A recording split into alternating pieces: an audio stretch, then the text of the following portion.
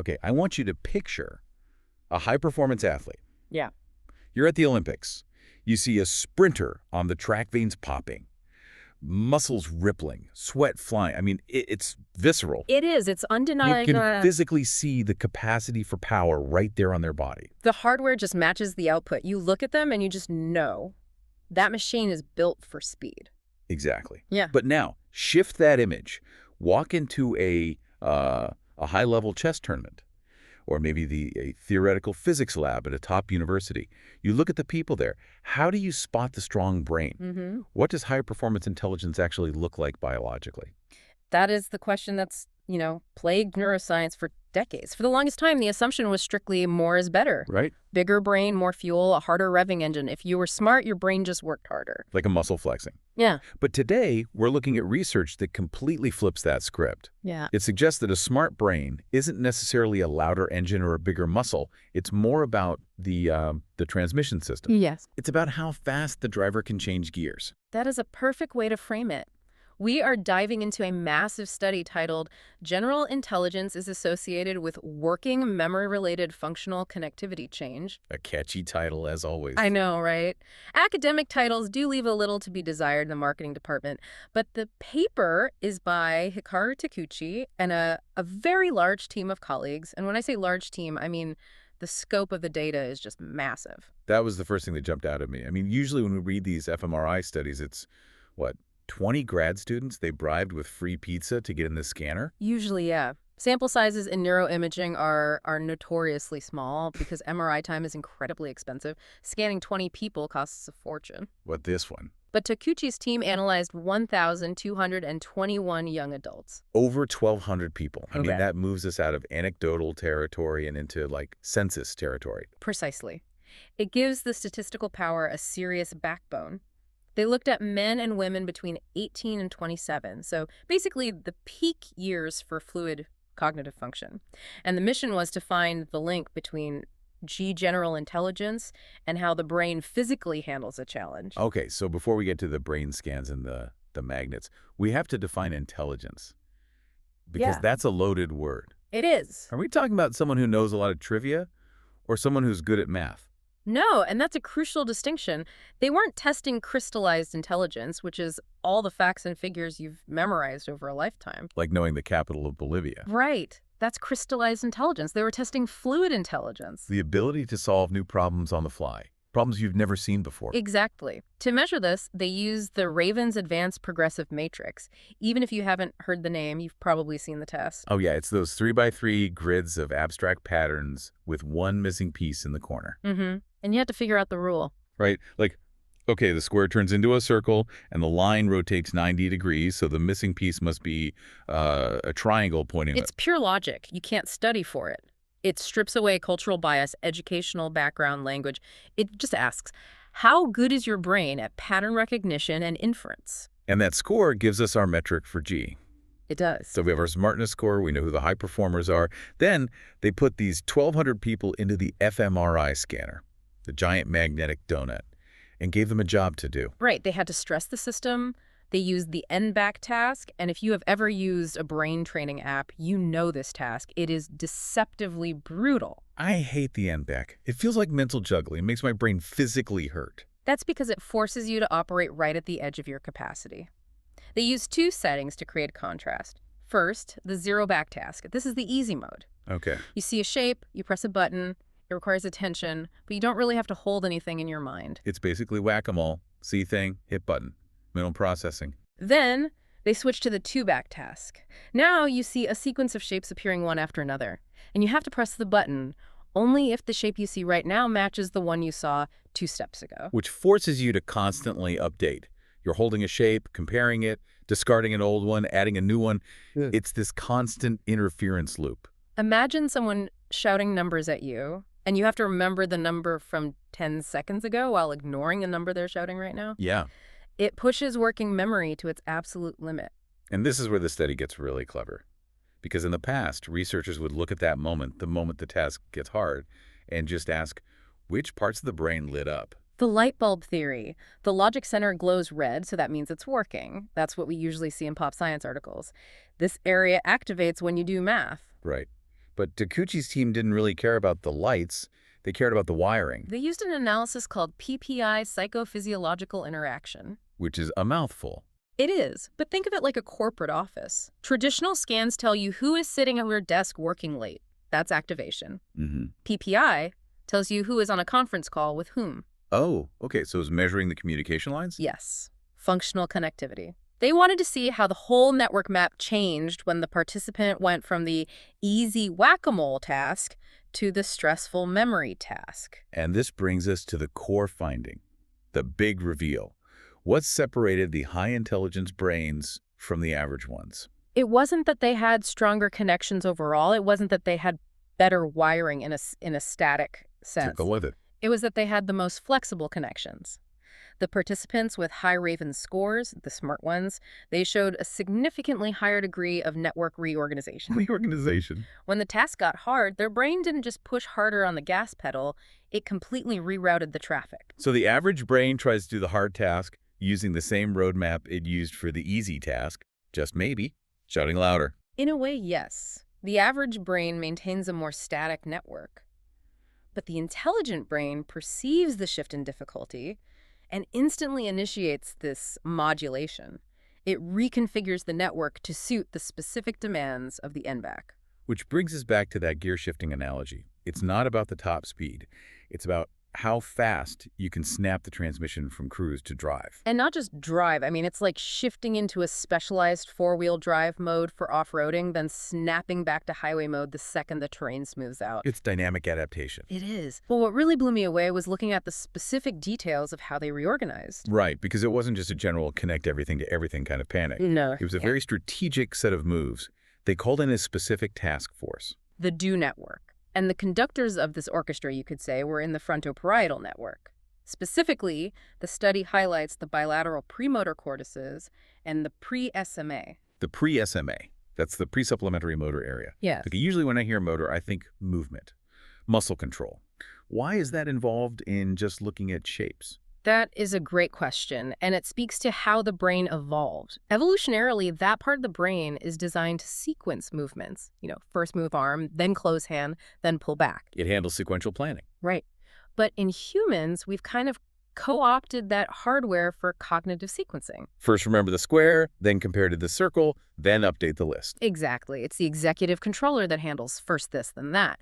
And the high IQ participants, as soon as the two-back task started, these executive regions opened a massive high-bandwidth connection to the lateral parietal cortex. Which handles the visual and spatial data. So you have the strategist, the frontal lobe, establishing a direct high-speed line to the observer, the parietal lobe. They lock in. They synchronize. They essentially form a temporary circuit dedicated solely to solving this one specific problem. That makes a lot of sense. You have a hard job, you get your best people in a room, and you lock the door. But the study points out that locking the door is actually half the battle. I would argue it's the more important half. And this is where the study gets really counterintuitive. This is where we talk about the don't network. The negative correlation. Yes. The study found that higher intelligence wasn't just about turning connections on.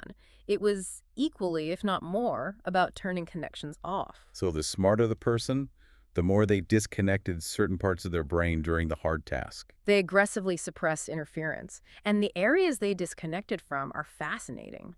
The biggest one was the medial prefrontal cortex, which is the hub of the default mode network. We hear about the default mode network, or DMN, a lot.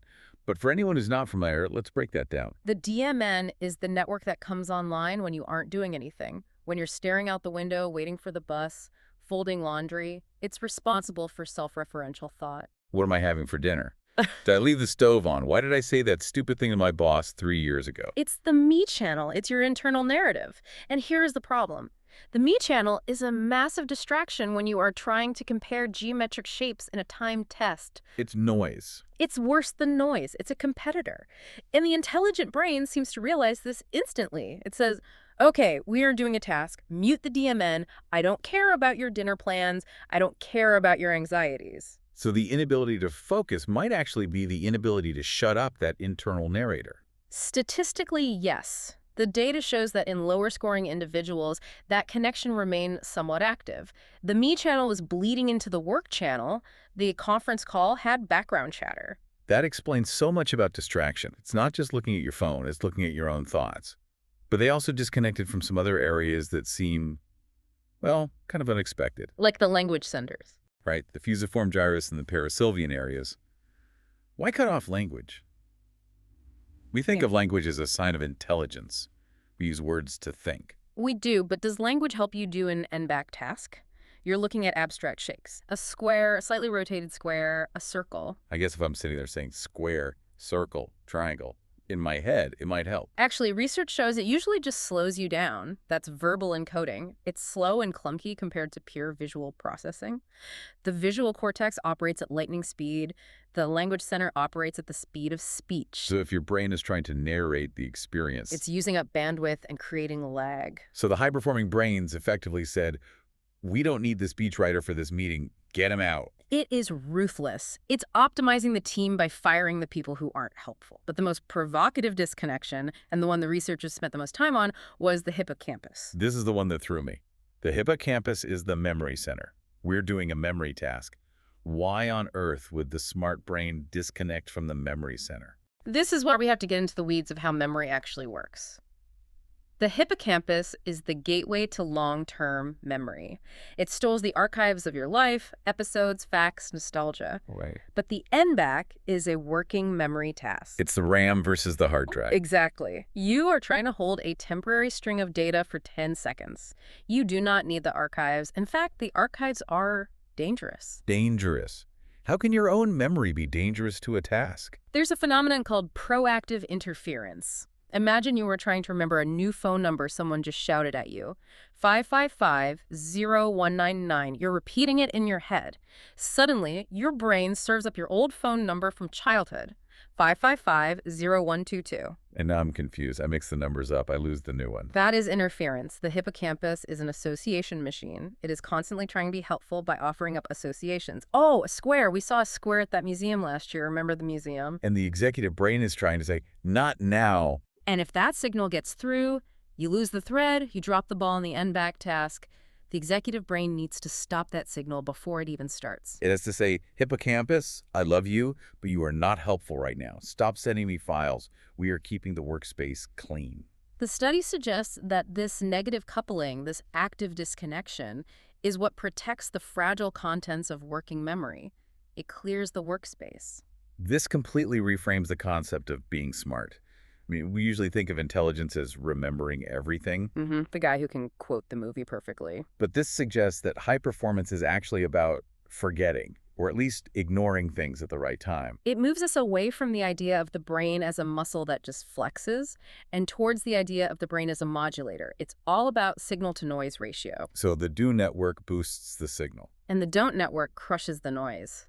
And doing both simultaneously is what generates that high G-score. This ties into that paradox that Takuchi and his team have written about before concerning neural efficiency. Right. They referenced their 2018 study on this same data set. And in that study, they looked at activation levels, the light bulbs we talked about.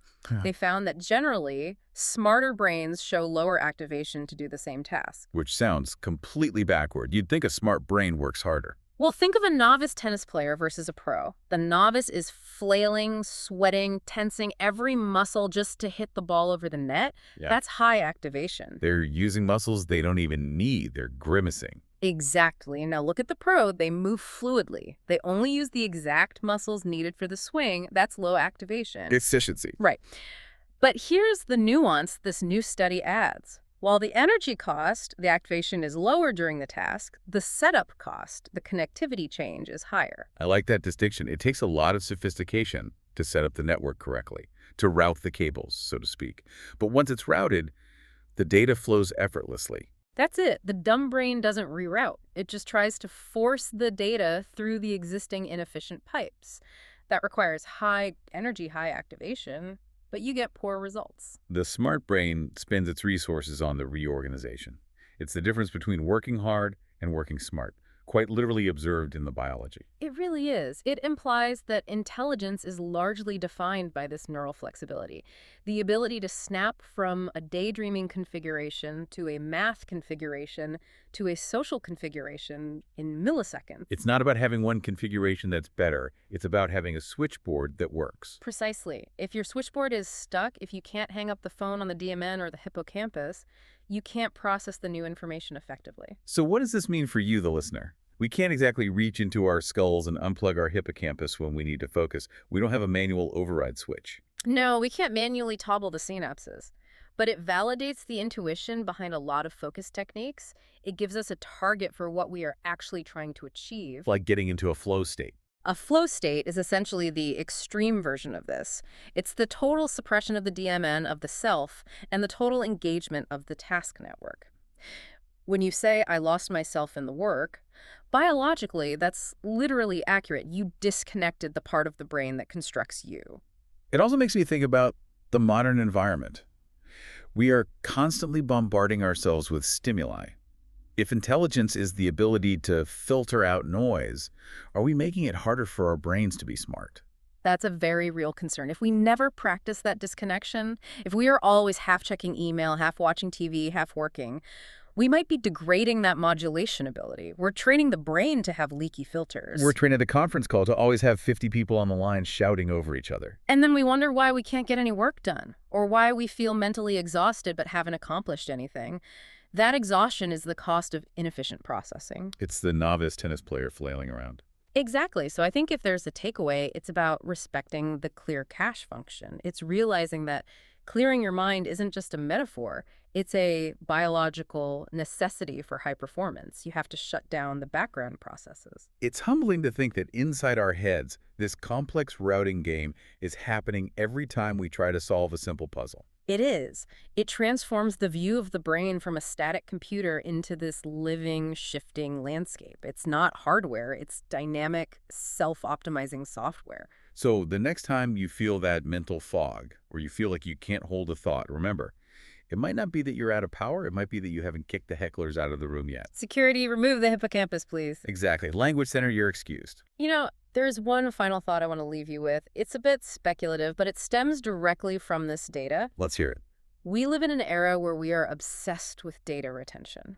We want to remember every fact, every photo, every interaction.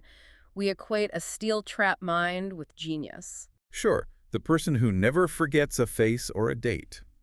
We envy that. But this study suggests that the very mechanism of intelligence relies heavily on disconnection, on the ability to block access to memory, to prioritize the present moment's processing. So the steel trap might actually be a liability if you can't open it.